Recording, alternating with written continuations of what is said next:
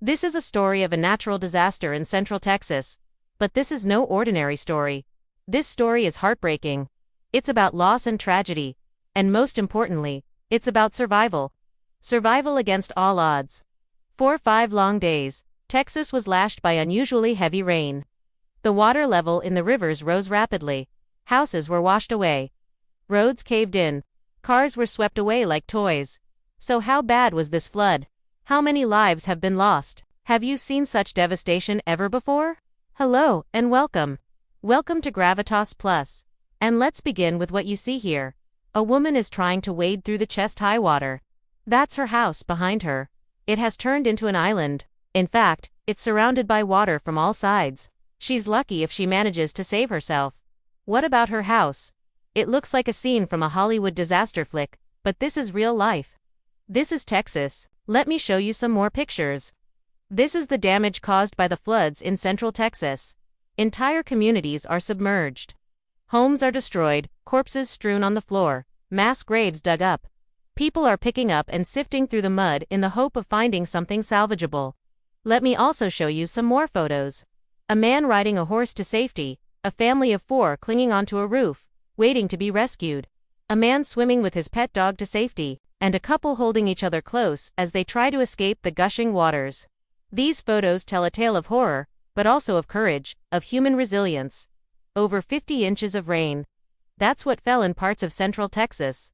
There hasn't been such heavy rainfall in at least 100 years. The drainage system could not take the load. So where did all the water go? It went into the river. The river overflowed and it kept rising. Soon it was too strong to be contained. It burst its banks and flooded the nearby areas. In the end, 48 people lost their lives. At least 26 are still missing. 70,000 houses were destroyed completely. The flood caused $8 billion worth of damage. Around 30,000 people have been displaced. They've lost everything.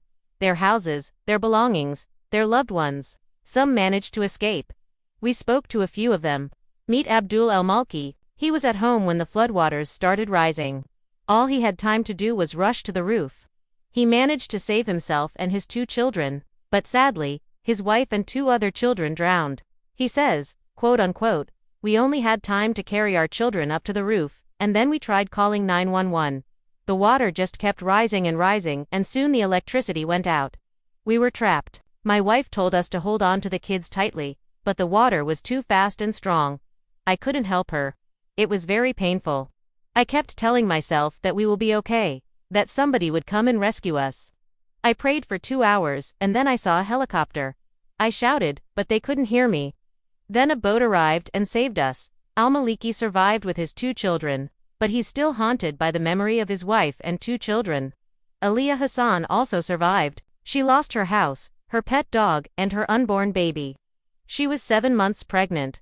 Her doctor advised her to get evacuated, and by the time she reached the hospital, she had miscarried. Aliyah says, and I'm quoting, "It was awful. I didn't know what to do. I felt my water break while we were rushing out. By the time we got to the car, I lost my baby. I felt so scared. I don't know how to deal with this because I've never experienced anything like this before. I wasn't scared for myself, but I was scared for my baby." Meet Maria del Carmen Hernandez. She's a grandmother. She took in 2 of her grandchildren when their parents had to evacuate. But sadly, both the children drowned. She says, and I'm quoting, "I was trying to make them understand that we needed to leave, but they didn't want to leave their toys behind. When we finally left, I held on to one of the children, but the other one slipped off my hand and was swept away." Then the grandmother saw her daughter-in-law floating in the water. The woman was carrying the baby. Both of them were lifeless. Such stories of tragedy and horror are heart-wrenching. They're gut-wrenching. They pull at your heartstrings. But amidst all the pain and suffering, there are stories of courage, of kindness, of hope. Let me now show you some pictures. Rescue teams wading through chest-high water to save people. A man rescuing a woman from a rooftop. Soldiers distributing food packets to those affected by the flood. Temporary shelters being built to house the homeless. These pictures bring a smile to your face. They remind you that humanity will always triumph over adversity. And this is what the survivors are saying. Jose, who lost his home, his motorcycle, and his car, says, and I'm quoting, "We are going to recover. We will rebuild. We will move forward. That's the most important thing. Lives are more important than material things. Lives are more important than houses. David Cross is with the Texas National Guard. He was quoted as saying, "Our focus right now is saving lives and conducting search and rescue operations. Anything beyond that is secondary." Dr. Victor Perez is a meteorologist. He says, and I'm quoting, "These kinds of extreme rains are becoming more common. Our infrastructure is not able to respond to these extremes." Here's what climate scientist Justin Collins of the University of Texas at Austin had to say. Extreme rainfall events are expected to become more frequent and severe due to climate change. Communities can prepare for these events by investing in green infrastructure, which can help absorb and redirect large amounts of rainfall, thereby reducing the risk of flooding. What can you do to help the people of Texas? Well, you can donate. You can contact local authorities to find out where you can send your money. You can also share these videos with others. Spread the word. Help the people of Texas stand back on their feet. At least 15 states have sent aid to Texas. Rescue workers from across the country have rushed to the affected areas. Boats, helicopters, planes, drones, even mounted teams of soldiers on horses. Nothing is being spared to save the people of Texas. So this was the story of the devastating Central Texas floods. A story of immeasurable loss, but also of unparalleled courage, solidarity and hope.